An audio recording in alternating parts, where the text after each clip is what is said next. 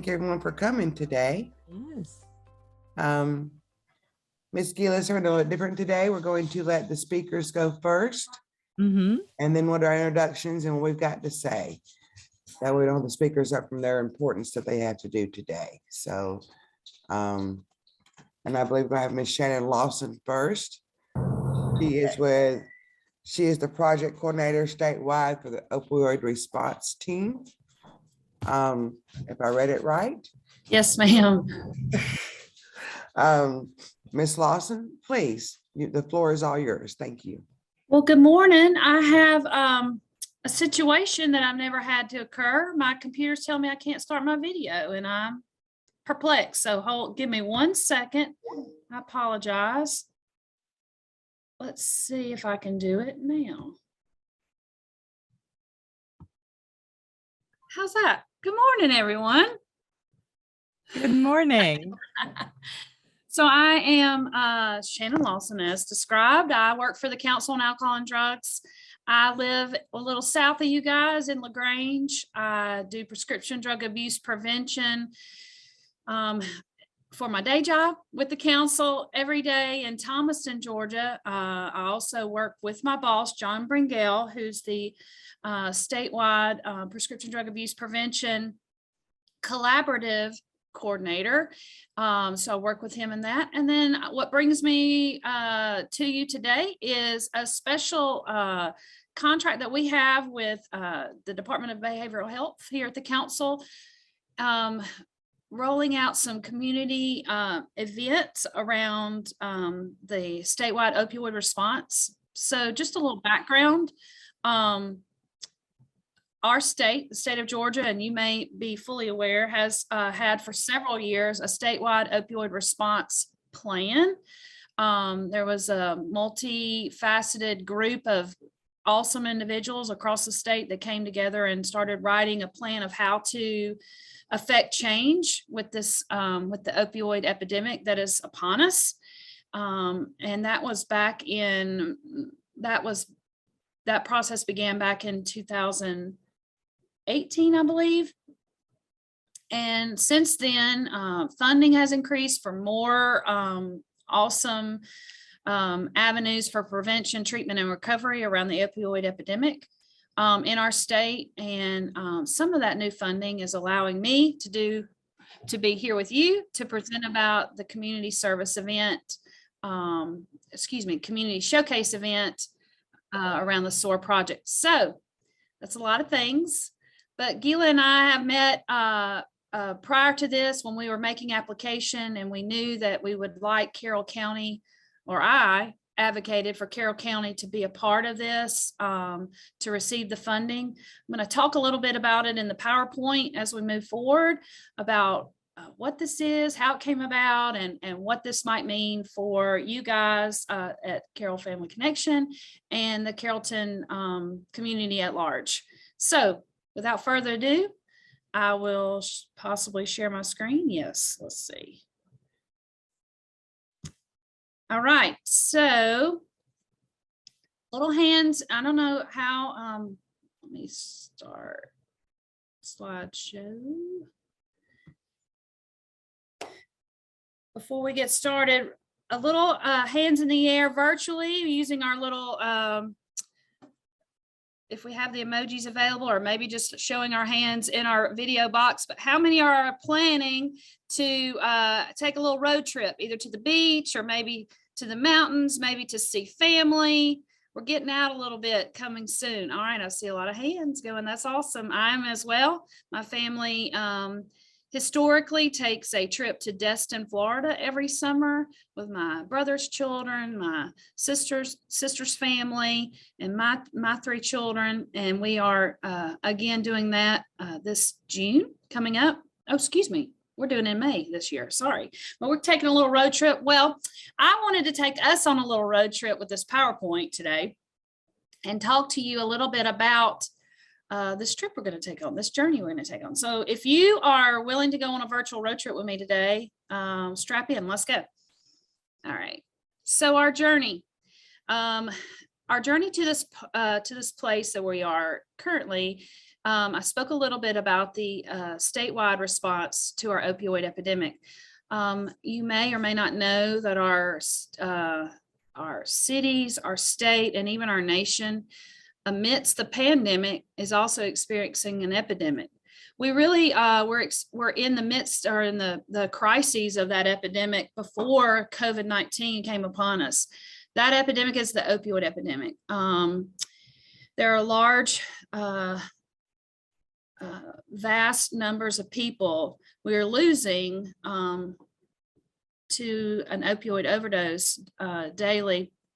And those numbers have only increased since we've come through the pandemic of our isolation and limited resources and access to healthcare, and just a myriad of issues have compounded probably not just the opioid epidemic, but and other mental health, behavioral health issues.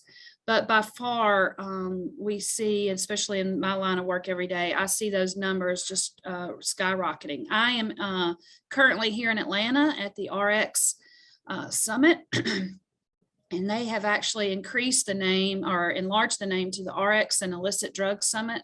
It meets every year, typically in Atlanta, and it was started years ago by a beautiful lady out of Kentucky, where they were just ravaged by the opioid epidemic. In 2000, I think she said we started the summit in 2012, but anyway, nevertheless.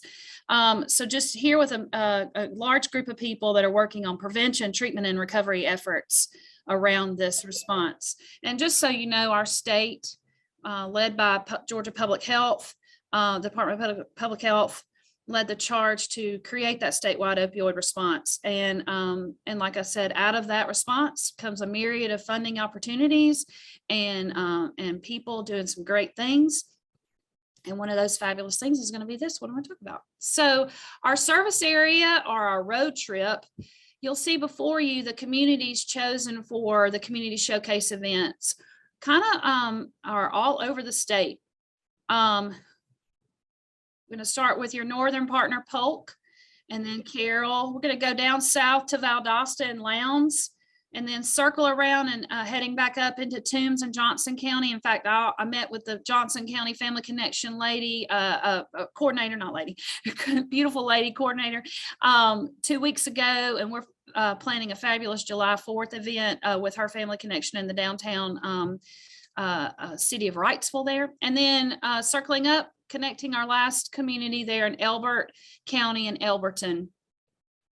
So we're excited about just journeying all across our beautiful state between now and the end of September to complete these community events.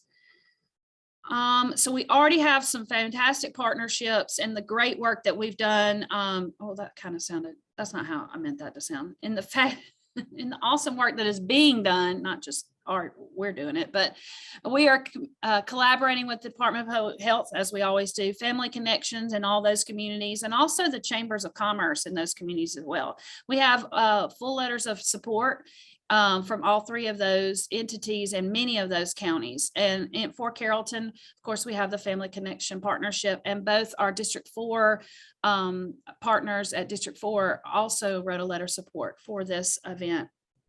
So those are a few of our already traveling partners for this road trip. Now, I want to talk a little bit about our packing list for the trip, which means our deliverables. In my line of work, you have, and maybe in yours too, you have goals or deliverables, items that you have to meet for this event to happen. So I'm about to lay out before you what are the goals for any of the community showcase event. What we'd like to do is partner with our partners here in Carrollton and produce an event that will meet all of these following goals, and maybe even more, whatever you might have for this event to take place. So one of the deliverables is providing education to Georgians. In this instance, it would be to Carrolltonians, that's not a word, community members in the Carroll County area about safe storage and secure disposal. I really hang out in my day-to-day job in this deliverable. I have it in my other grant that I pursue in Thomaston. I really talk a lot on the daily about safe storage and secure disposal. And what that means to me is helping my community and your community understand that locking up medications and medicine safes in home is one of the best primary prevention efforts to take place around prescription drug abuse prevention when we're wanting to prevent misuse and abuse and diversion of medication. So I talk a lot to grandparents. I talk a lot to family members. I work with housing authorities. I talk to or our housing authority. I work with our director of defects to talk to help our foster families when they have to show how they are locking up their medications, and really discuss about medicine safes or making medicines under lock and key. And then also, and you see me here pictured with our Thomaston drug drop box that's in, our Upson County Sheriff's Office. Also really talking a lot about secure disposal. So disposing of those medications when they're expired or unused in some type of disposal process, either using your drug drop box, which you guys have one, maybe even more. I don't have that information in front of me, but I know your sheriff's office has one, and your police officers, your police station may have one as well. And then in our community, we have a Walgreens that also offers that. So at our event, whenever we just would like to have this, however this looks for Carrollton, we would love to be able to publicize about the places that you have available for drug drop disposals. And we also will have opportunities to talk about in-home disposal kits such as Dispose RX or doTERRA products, which we can talk about that in greater detail later. All right, so our next packing list or deliverable, if you will, is we have a goal with this event to inform and educate the community members of Carrollton about the Good Samaritan Law. Don't run, call 911. This is a law that's been on the books since 2014-15. It was spend all day talking about it. It was a beautiful combination of folks that had lost loved ones to drug overdose and wanted some laws changed that they thought that would assist others that were having medical emergencies. So it's essentially, and then our Georgia legislature met those goals and achieved those goals by the Good Samaritan Law. So in Georgia, if you don't know, we have a Good Samaritan Law, which means if you are in the middle of a medical emergency due to a drug overdose, or even in this law, it's also important to point out, they even, the legislators wrote, if you're underage drinking and it's alcohol related medical emergency, you can seek medical attention without fear of retribution from law enforcement. So you're having a medical emergency because of an illicit reason, you're using illicit drugs, you can seek medical attention for that person or for you without fear of getting arrested. So you can get that medical attention with the thought of medical attention saving lives. The lives saved can then seek further attention for treatment and recovery. This law has saved lives. Point in case, my very best friend son had a abuse issue with pills. He purchased pills in Troup County that were laced with fentanyl and immediately started having an overdose episode. He was with friends. Those friends sought medical attention, called 911. He was able to get it to receive medical help in the form of naloxone, and in fact, in the hospital setting there at West Georgia Medical Center, and was then able to leave the hospital and check himself into treatment and is in long-term recovery today. So that is one item that we will be want to give out information. A third packing list item or a third deliverable. We want to encourage community members to speak with their doctors about alternatives to opioid pain medication. Pain medication serves serves a great purpose and a great need, and is please don't get me wrong, I'm not anti-pain medication or opioid pain medication, but I also feel that there's a vast array of alternatives to pain or alleviating pain or managing pain, excuse me, that can be either coordinated with your medical doctor and in a addition to pain medication, or maybe alternatives to taking that medication off. Things like yoga, exercise, chiropractic care, and I'm just naming a few. There's a wide range of alternatives to pain medication, and educating and growing our consumers' capacity around what all there is, instead of just knowing that I take a pill when I hurt and I continue with that. Just growing a person's knowledge base around what all is available. Okay. I think we're on 4th packing list item. So we want to be able to, and you guys are probably already doing this in your collaborative, make sure community members have access to the Georgia Crisis and Access Line, the GCAL number.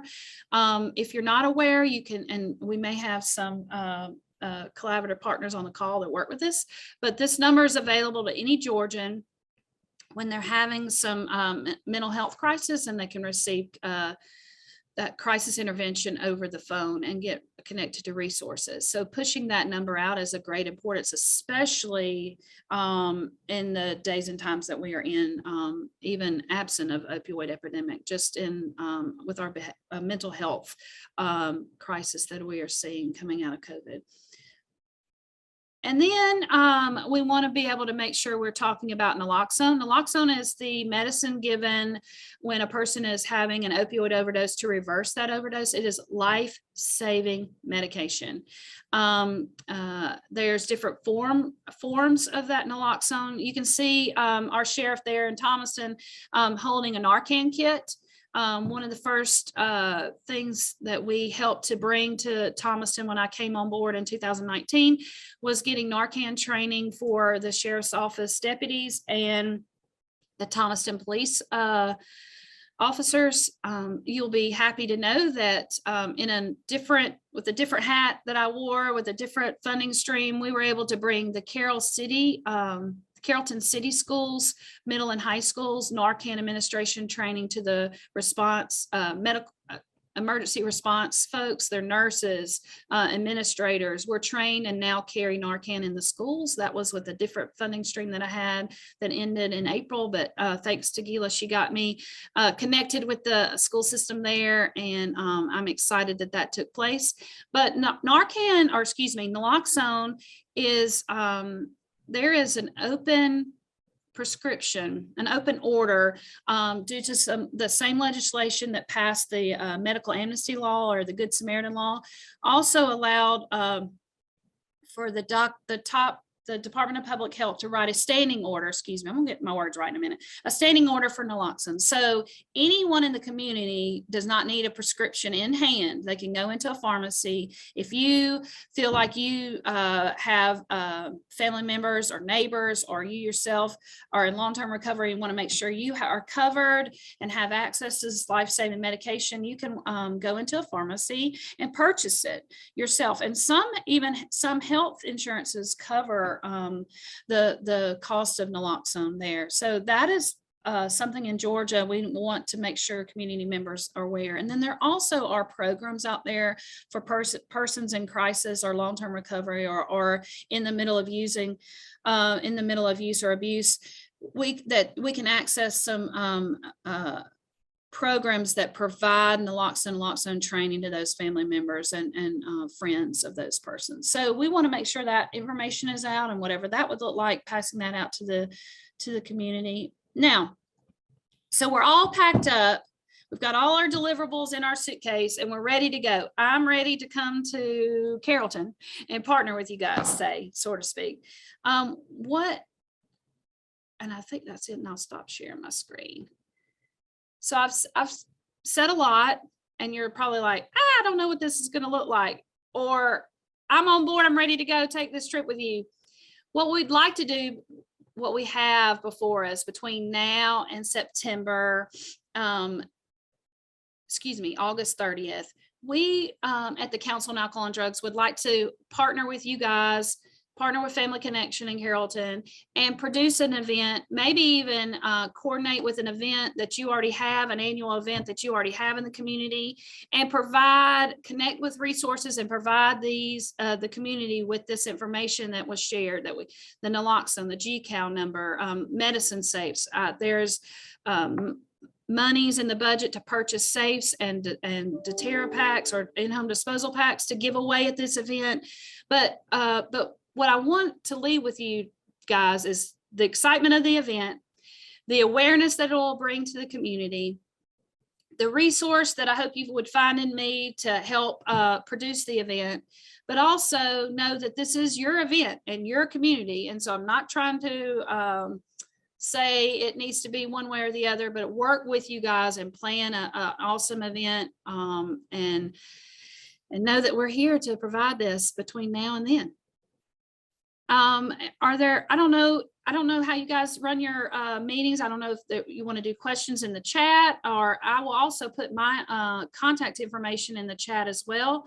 And Gila and I are going to work together and formulate maybe a planning committee or offsite, so we won't take up the full collaborative's time.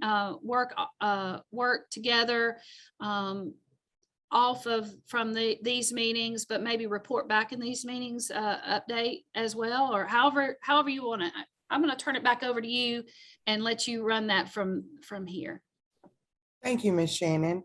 Oh. I do have a quick question Sure. because I don't know. No. Is Narcan and naloxone the same thing? Yes, I'm sorry. So just like we have, so naloxone is the overarching name of the medication, the opioid. Okay.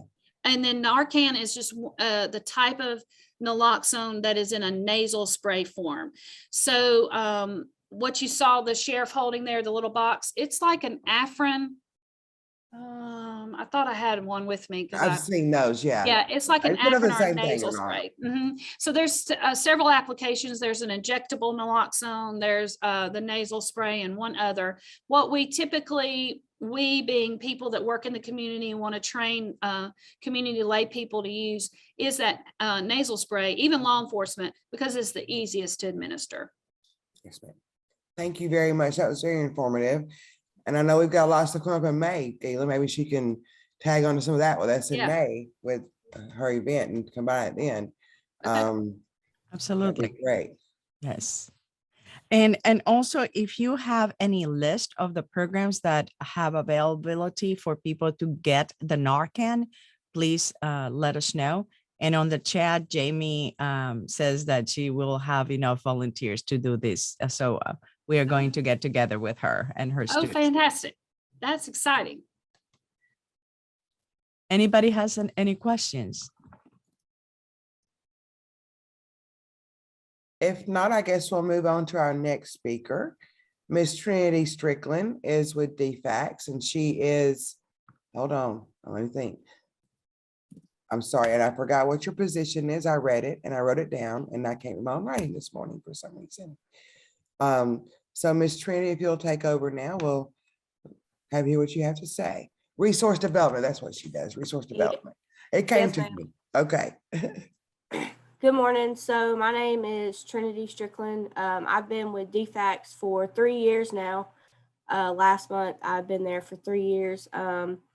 So what I do with DFACS, foster parents that are already approved, which in Carroll County, we have about 35 to 40 foster homes, which there's about 200 kids roughly. I don't know the exact number of foster kids that we have, but there's about 200. So the number of kids we have and the number of home we have, it doesn't really. So we have a lot of kids that are placed in hotels or outside of the region because we do not have foster homes that are open to taking the types of kids that come into our care. So, do y'all want me, I know the email I got was saying like how to become a foster parent or like what my role is. I don't know.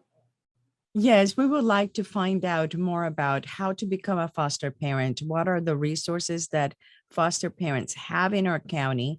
And if you need any help getting those foster parents to Okay. apply.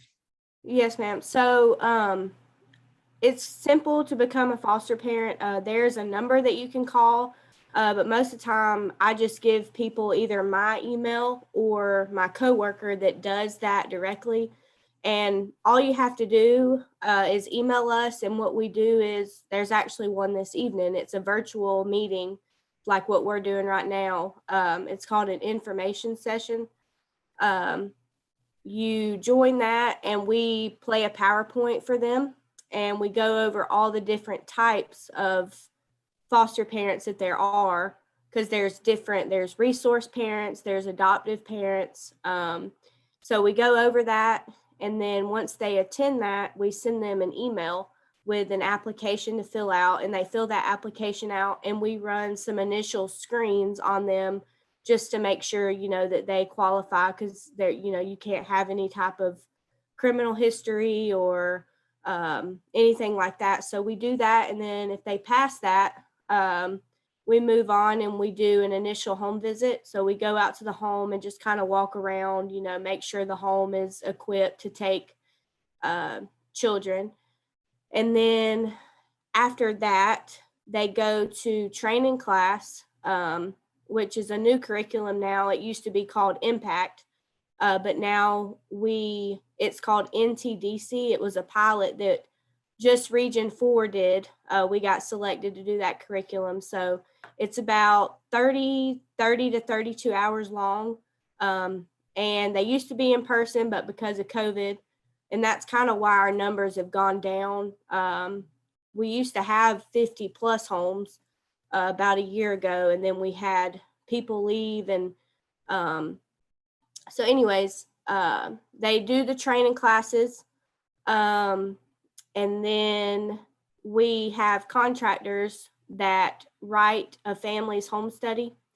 And what that is, I kind of explain, and it's basically like a narrative of the family. They ask them a bunch of questions and they write, it's about 20 pages long, about the family, about what kind of kids they're willing to parent. And there's very extensive conversations about, the types of kids that they are going to be parenting and if they're willing to do that, and the discipline policies that DFACS has, because there's no corporal punishment or emotional discipline, anything like that. So in a nutshell, that's kind of the process. It's very, very lengthy. We have a lot of people that come through that think that, it's going to take 2 months to get all that done. And it's about a 6 month to 9 month process, if not longer.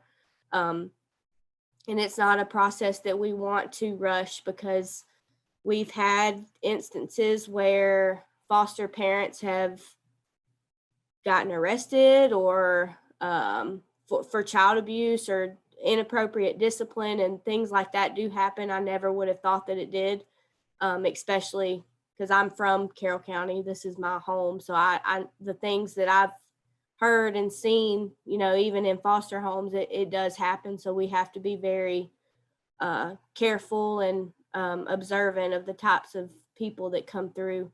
But I can put my email and phone number, like for anybody that wants to be a foster parent, and explain probably a little bit better. But what I do on a day-to-day basis is so once you get approved, you have a case manager, which is what I do. So if you're an approved foster home in Carroll County, I basically every month I either go out to the home or make a phone call to the family, like checking in on them if they need anything from like the foster, because the child that's in foster care has a case manager as well.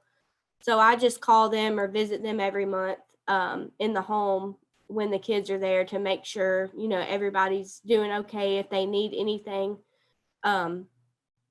So, and foster parents, they have to do training hours each year, which they're all virtual now, but each caregiver has to have 15 training hours each year that they have to do. So I make sure that they do that.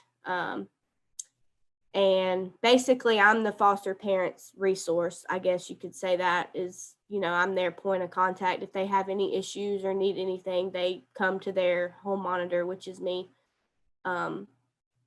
But that's kind of what I do every day. I will say there's a huge need for homes that will take older kids, not just teenagers, but even kids that are 9, 10 years old. A lot of people sign up and they only want 0 to 5. They do not want school age children, which is very sad because the past year, I've been helping. We have a unit that they created to help find placement for children that are in a hotel. And it's very, very sad that, you know, there will be 8+ kids in a hotel, and even, you know, to get those kids, because the cost for a child to be in a hotel is thousands of dollars, because it's round the clock care. And you know, even when we call families to just keep these kids for a weekend, or, you know, they're not even open to doing that. So I think there's a lot of like negative stigma, I guess you could say, for like kids that are older, which yes, they do have some issues, but if you read and think about what all they've gone through, they're going to have some problems, because it's very heartbreaking to see, you know, the things that some of these kids go through. So that's, I would say, the biggest need that we have, not just in Carroll County, it's the state of Georgia. It's everywhere. Families that are understanding and open to taking kids that DFACS has. So does anyone have any questions or anything? Kennedy, since you know we at Carroll County Family Connection are collaborative in our annual plan, we're working on youth mental health first, mental health task force. And I'm wondering if the foster parents are receiving any youth mental health first aid training. We get trainings sent to us very frequently, but as far as mental health training, that would be something that I think would be very, very helpful. Okay. Because a lot of our families, and we have some great families. I'm just being honest. We have a lot of families that have their own children. So I think when they get these kids that have some issues, they think they can parent them as they do their own. And that's when issues, you know, we have so many issues that, and to get them to understand it's hard sometimes, because they don't understand that, you know, why the kids do this or do that, you know, and it's because they don't understand. So I think that would be something that would be good. Thank you. We will definitely, because we are going to be doing some trainings. And so I'm going to add you to the list so you can, we can find some parents that are willing to do the 8-hour course, and they are online. And it could become part of their foster parent training. I mean, because it's really good. I've done the youth mental health and the adult mental health. And they're both really good trainings. But when you take kids into your home that have been through all this stuff they've been through, how come they don't have issues, number one? And you can't parent them like you do a regular child. And I say regular child, I'm talking about a child who's been raised in a home, a loving home of parents and people that care about him. You know, it's different when you have a child that's been locked up in a bedroom or something for days. So, and we all know that happens. Thank you, Trinity. If you can please put your email stuff in the chat, that'd be great. So we can do that. And Miss Gila, if you're ready, we'll go through and do an introduction to everybody else, and let's see what's going on in our community today. I'm going to read them as I see them on the screen. If I mess up your name, I do apologize. I'm sorry. I was just going to let everybody know that our annual plan has been sent to the state, and we're waiting for the approval. That's it. I'm sorry, Miss Gila. Okay, like I said, already the names that's on the screen. If I mess your name up, I do apologize. The first one I see, besides our speaker that's already spoke this morning, is Tyronza.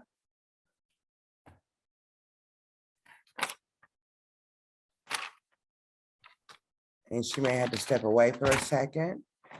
So, Miss Jackson, it says AE Jackson.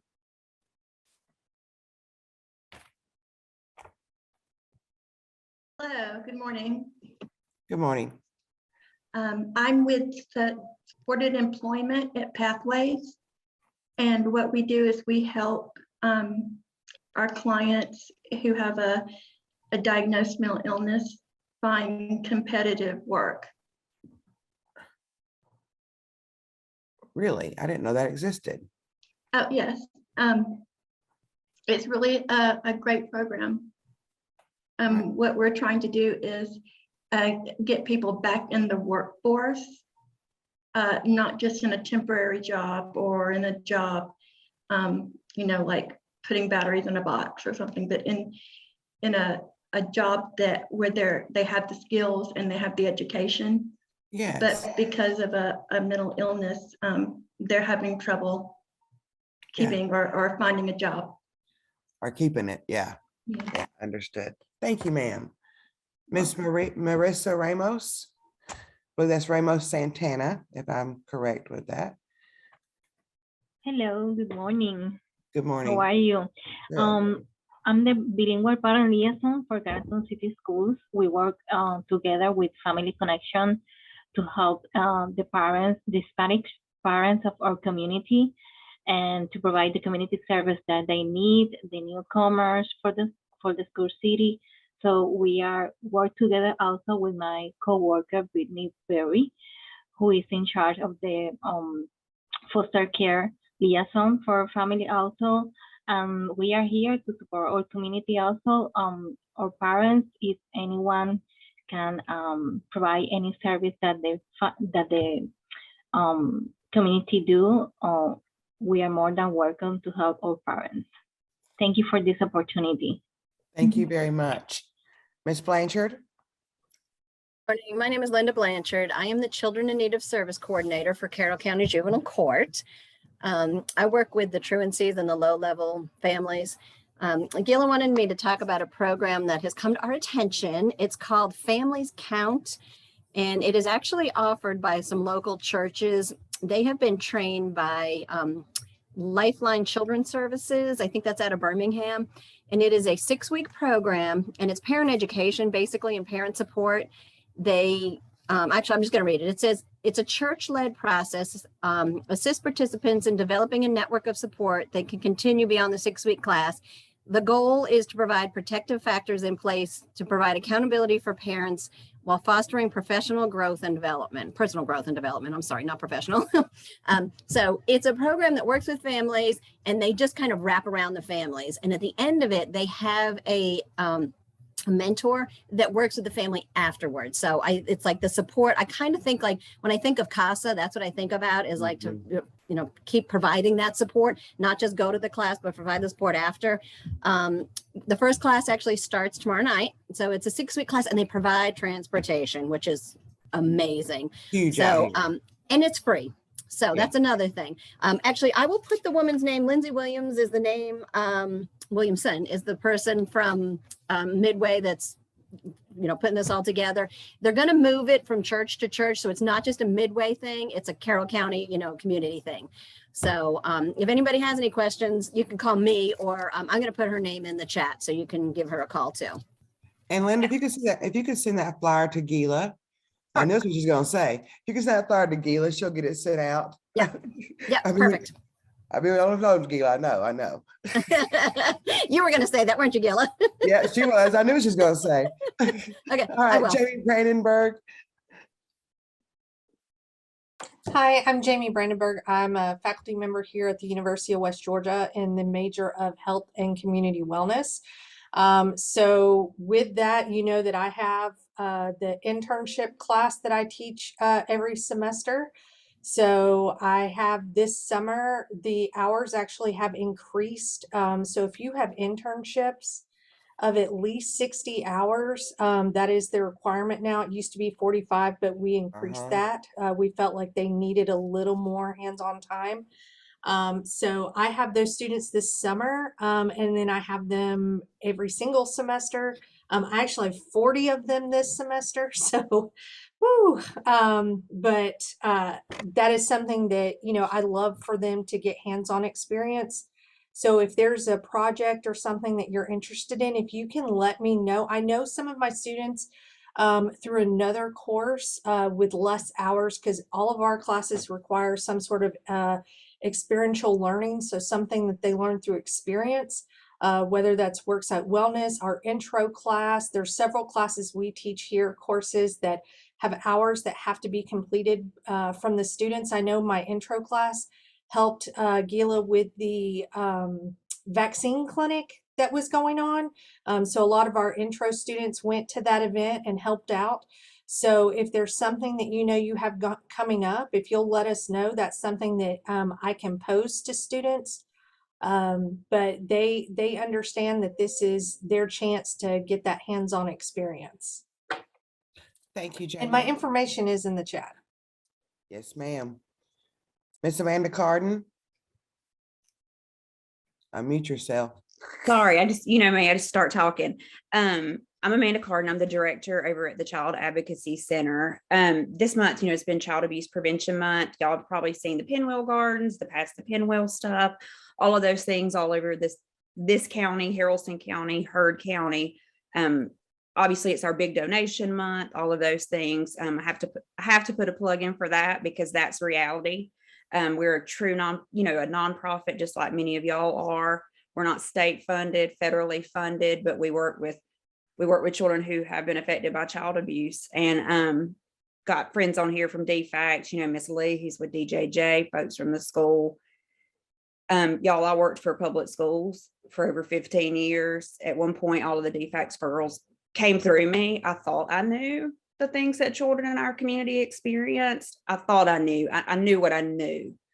Our numbers are intense. The month of March has traditional Monday through Friday, 23 working days. We forensically interviewed over 30 kids. It is intense. So with that being said, we don't exist without donation. We don't. There are a lot of federal monies we don't apply for. Not that we don't apply for, that we don't qualify for. I'm sorry. So it's donations. And without that, I'll just be transparent. We don't exist, and children in this community who need our services, from counseling to forensic interviews to resource support, will have to go to Atlanta to do those types of things. So I have to put that. If you follow our Facebook page, go to our website, you can see those giving opportunities. And then also in social media, we have a lot of events going on, but I just wanted to bring your attention to an event we're having tonight at City Station.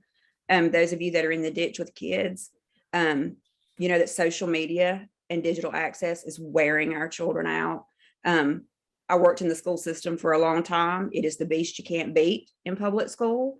But you have to learn to put in as many protective pieces as you can. And as parents, we have to as well. I use the adage, there's no 100% way to guarantee protection of our kids. There's not.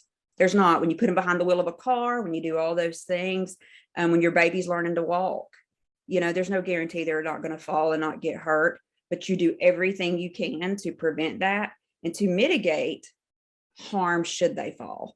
You know, you might put bumper guards up, you put the knives up high, you plug up the outlets, because if they start playing with the outlet and they're uncovered, they could really get hurt. You do those things to mitigate the risk. I will tell you, we're seeing an overwhelming amount of digital components within things that we have going on. And I'll be honest, I don't know how aware our community is of some of that. I also don't know if they're all aware of some of the serious consequences, even children sending images to themselves could be. I'll tell you, if you take a picture of a 15-year-old and you send it to your 15-year-old friend and they share it, there's about 3 felony counts right there. At least. that could be prosecuted. And they're But considered a sexual offense, so and what's you're, worse than that, though, is that those are out there forever, and I promise someone's making money off of them somewhere down the line. So tonight is a great event. We're partnering with Carrollton PD, Blake Hitchcock and those folks. There's going to be a piece of that is the Advocacy Center presenting, sharing some data from our area, sharing some statistics, sharing, if you remove that digital component, protection of kids is all about how we talk with kids and about kids knowing that they can come to us and what that looks like. We know that 98% in this area of offenders know kids and they know them well. It's not stranger danger. It's people that if it's a social media component, creeping into your messages, creeping into those, but helping parents learn how to put some of those protective pieces in place. Having a good conversation about that, also about some things that you can do to mitigate those risks. And then CPD is really going to transition into the hardcore dangers that our kids are seeing. We know sex trafficking is happening here. We absolutely do. And what does that look like here? It's not Liam Neeson and Taken.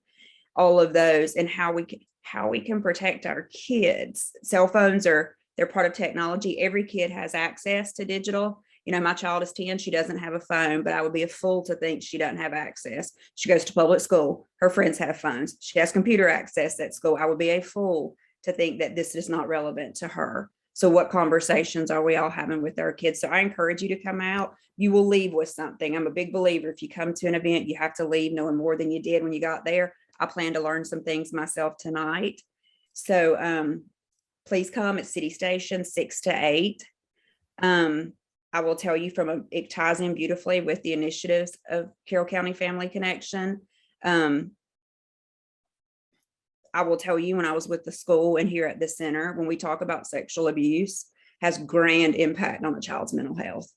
Grand. When I was in a school system here, our children that were 10, 13, hospitalization, we were trying to look for trends.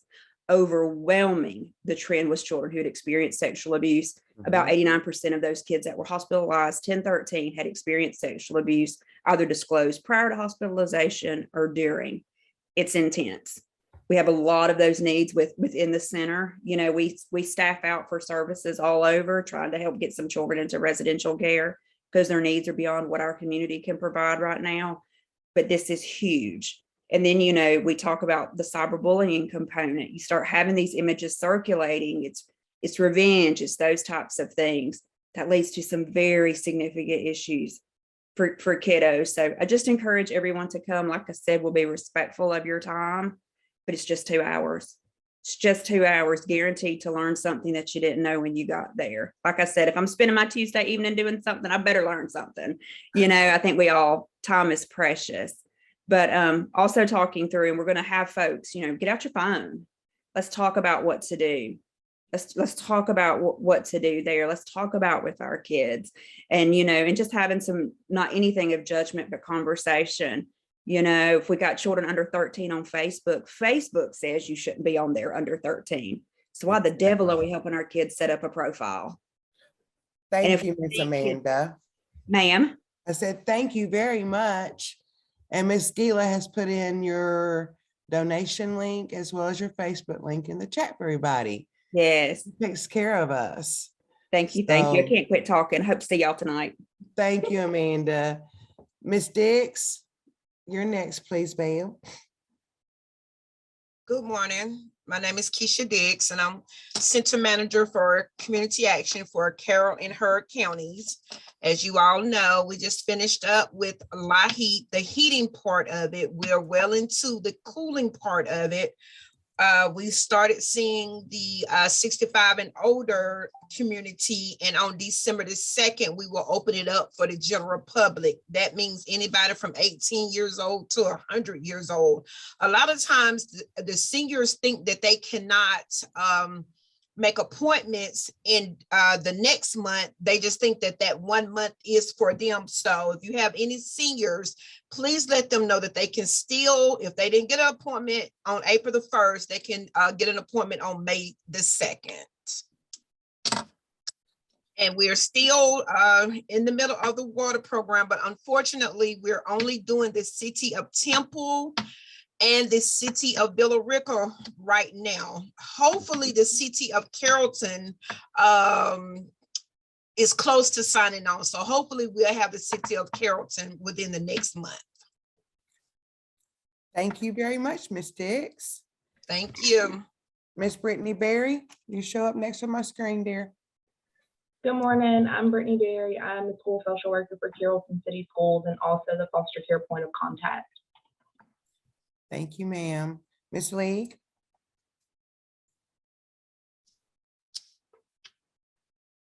Oh, you're muted here. Unmute yourself.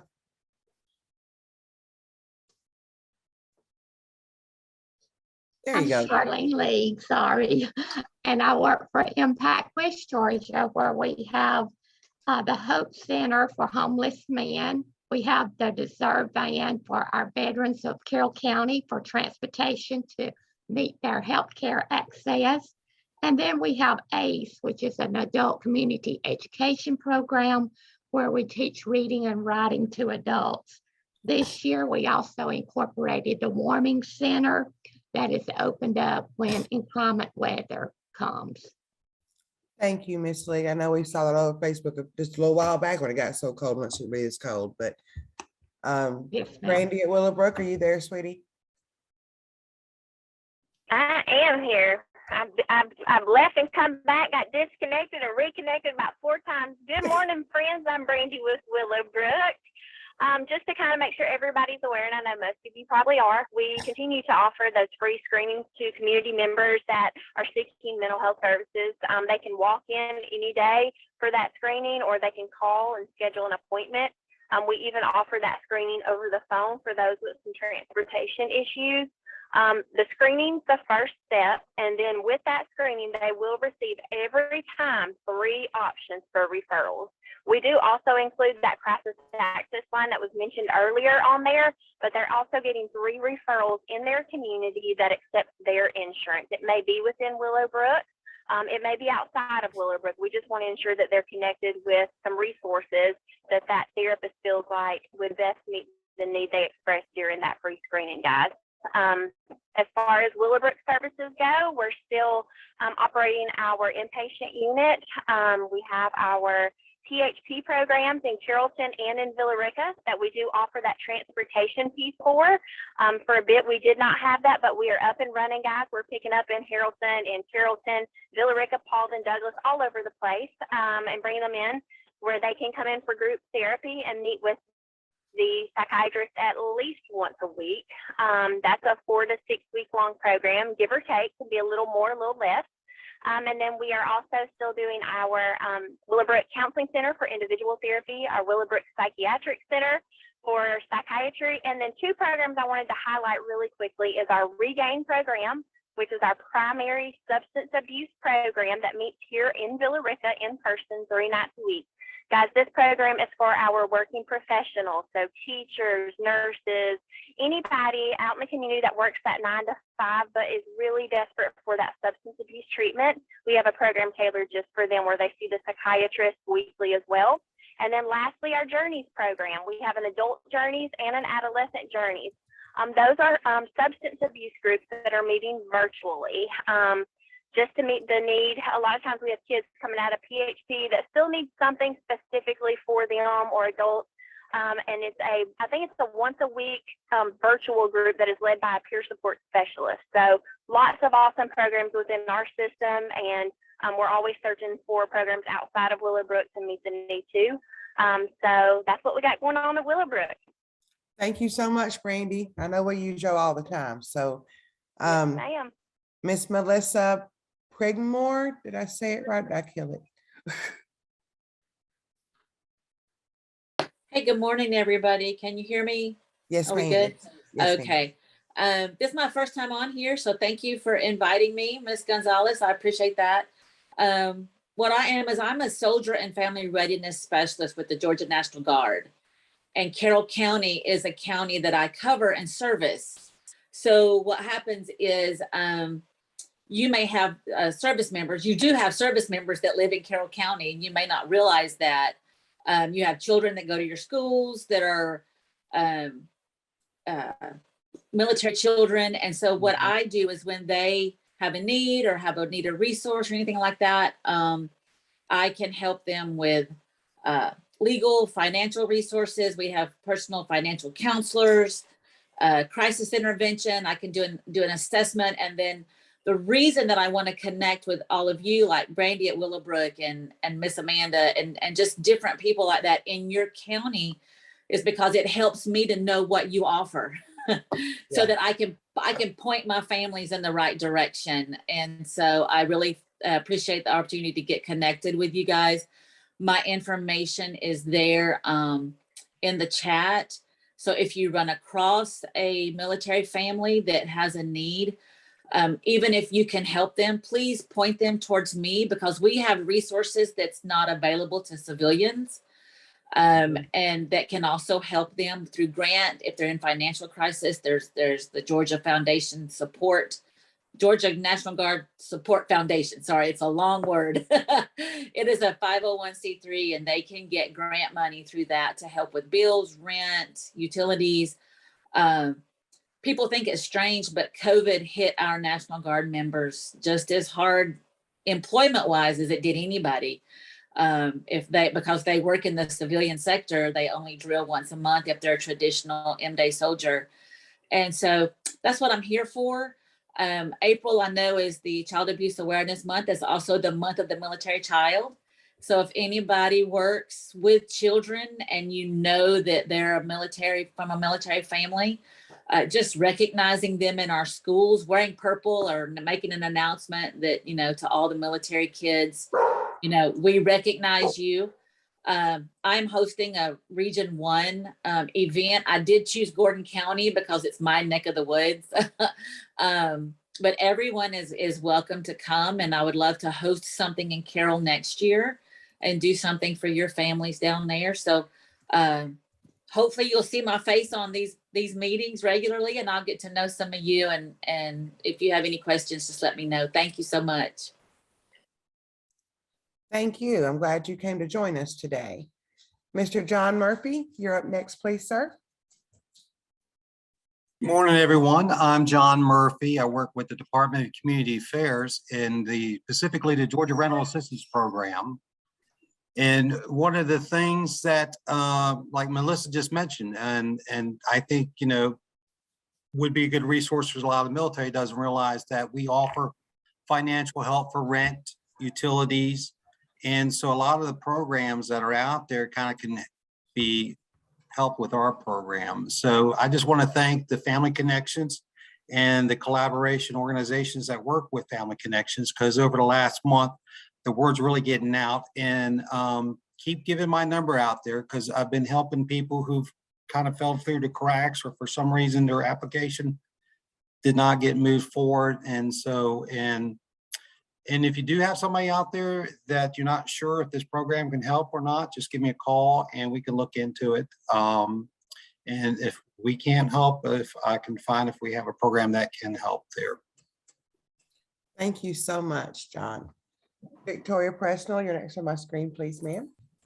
Yes, I am the Family and Consumer Science Agent with the University of Georgia Cooperative Extension Office for the Extension Office in Carroll County. I also serve Harrelson and Heard.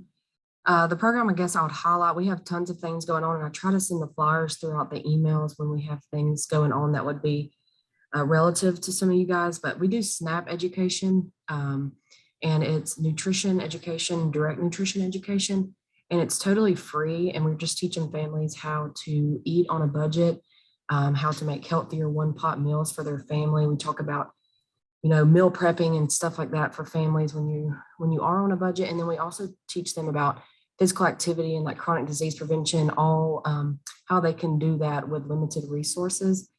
They get extenders once they complete the class. They get a certificate. Every class they get either measuring cups or a water bottle or resistance bands to take home and use. And then at the end of the class, they get a cookbook that has all of these low budget recipes that are also heart healthy. So it is totally free. It is a grant that we're on. If you want that program at your agency, or you have people that would be interested in joining, we have a class going on right now at Tanner. We do it a lot at like senior centers. community centers, but we would be more than happy to bring it to your location if it's approved through the state, which most of them are. So you just let me know. My contact information is in the chat, and we can kind of look at if your agency's approved and get that nutrition education to you. We have 3 different types of lessons. So they're either 4 weeks, 6 weeks, or we just have standalone classes that we can do. Thank you. Thank you very much. Ms. Simpson, you're next. Ms. Rose? With the Housing Authority?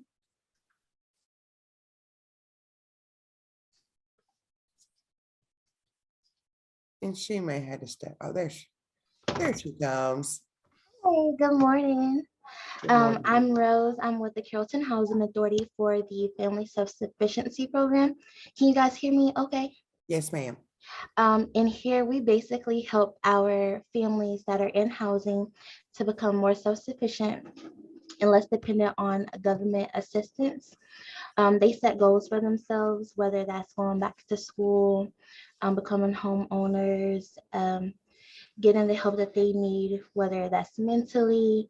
So us being a part of this collaboration of Carroll County Connections, we send our families out to you guys if you have the resources that is going to help them grow for themselves and for their families, and becoming more self-sufficient for themselves.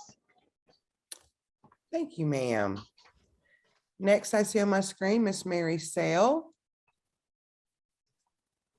Mary Sell, WIOA coordinator at West Georgia Tech. Right now, we're doing a lot of screenings for the funding for starting the summer semester. Once they're, if they're deemed eligible for the grants, we're assisting them with filling out the paperwork so that we can go ahead and, pay the tuition, books, and fees and get them started for the summer where they can earn their credentials. Thank you. Thank you, ma'am. Miss Becky Sailors, are you in the classroom or you can talk to us today?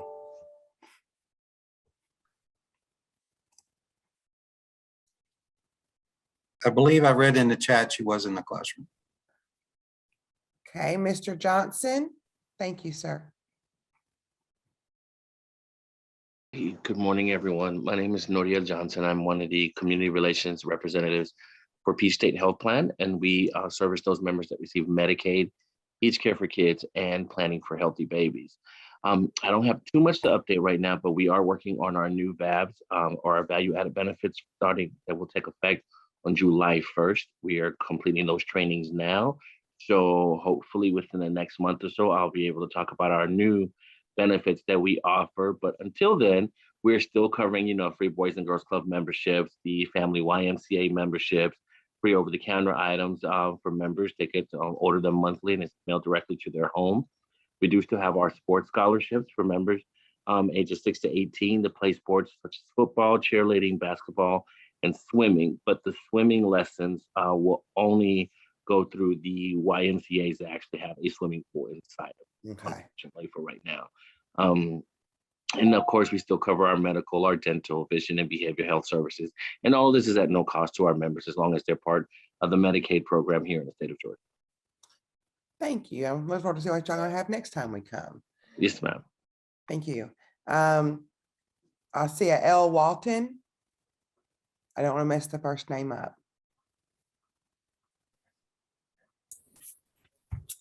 Hi, it's Liddy Mar Walton.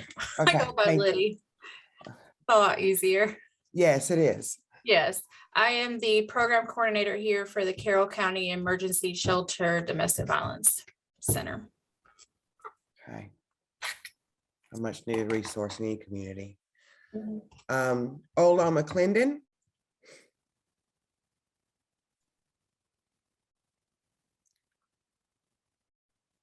Good morning. Good morning. Ola McGlendon, Family Engagement Liaison for Carroll County Schools. Oh, okay. It's a new position, started November 21. Okay, thank you. I didn't recognize. I've been a long time. Yes, so ma'am. Thank you, ma'am. Thank you. Miss Jackie Lowe. Hello, My name is Jackie Lowe, and I'm with West Georgia Technical College Adult Education Department. And we serve students, we serve individuals 16 and up. We have other programs that we offer under the umbrella of adult education that most people don't know about. But we have some unique services that we can offer. We are always looking for students. If you know of anyone or you know of any services around your area that may have people that need GEDs, please let us know. And we have a program on all of the campuses throughout our area. Thank you, ma'am. Go back to Miss Tyronza, see if she made it back. Yes, ma'am, I'm here. All right, everybody's here. Okay. I am also with the Carrollton Housing Authority as a FSS coordinator. And we are actually having a fatherhood initiative that we're hosting. It's a community event. It's going to be June the 10th from 5 to 8. So if any of you would like to participate, please contact me. My information is in the chat. Thank you so much. Thank you. I think that takes care of everybody. I did realize I neglected to introduce myself, but most people know me. My name is Lucretia Washington. I am the Director for Juvenile Justice here in Carroll County. COVID is over and we are getting busy. We're getting about 8 kids a month on probation. So our caseloads are growing pretty steady. So Ms. Gila, it's back to you. Well, I just wanted to let you know that we are going to be back if you're okay with this. I am editing this and putting it on social media because I was afraid that I had not asked for permission, but this is recording and this is information for our community. So, but the reason I am asking for everybody to sign in on the chat is because I'm going to do a page with all of your information and distribute on social media. So if someone sees this event, this meeting, and they want to contact you, they will be able to contact you. And if you have not sent your logo to us and your information to put on our website, that you're a partner, a collaborative partner in this, please do send it to my way because I am very happy to say that I don't know how your websites are, but our website has been visited in just 30 days, 3,200 times, and we have all the resources there. And so we are very happy about that, but we want everybody in there. So thank you everybody for all the work that you do in our community. And Gail, I will say you're doing a great job with the website and all. I'm not that technically inclined, so I'll just be honest. And our next meeting will be when, Miss Gila? May the 17th. All right, you guys, May 17th, same place, same time. Y'all have a good week. Bye-bye. Bye-bye. Bye-bye.